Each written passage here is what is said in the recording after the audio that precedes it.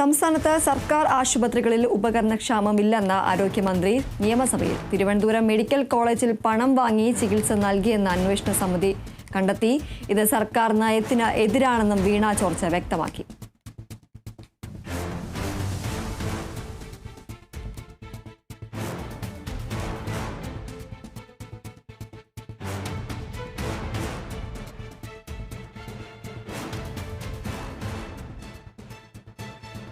സ്കീമുകളിൽ ഉൾപ്പെടുന്ന രോഗികൾക്ക് സ്വന്തം ചെലവിൽ ഉപകരണങ്ങൾ വാങ്ങേണ്ട സാഹചര്യം ഉണ്ടാകേണ്ടതില്ല.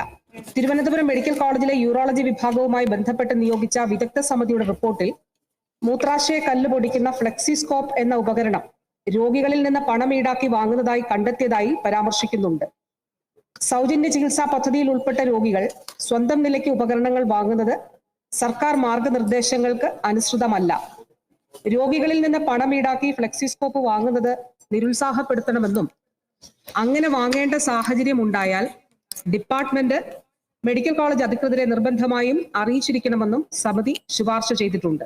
സൗജന്യ ചികിത്സാ സ്കീമുകളിൽ ഉൾപ്പെട്ട രോഗികൾക്ക് ഫ്ലെക്സിസ്കോപ്പ് ഉൾപ്പെടെയുള്ള ഉപകരണങ്ങൾ സൗജന്യമായി ലഭിക്കുന്നുവെന്ന് സ്ഥാപനങ്ങൾ ഉറപ്പുവരുത്തേണ്ടതാണ്. ഏതെങ്കിലും സ്ഥാപനമോ വകുപ്പോ ഇത്തരത്തിൽ സൗജന്യ ചികിത്സയ്ക്ക് അർഹരായ രോഗികളിൽ നിന്ന് പണം ഈടാക്കി ഉപകരണങ്ങൾ വാങ്ങുന്നുണ്ടെങ്കിൽ അത് സർക്കാർ നയത്തിന് വിരുദ്ധമാണ്. അത് സർക്കാർ ഗൗരവമായി കാണുന്നതാണ്.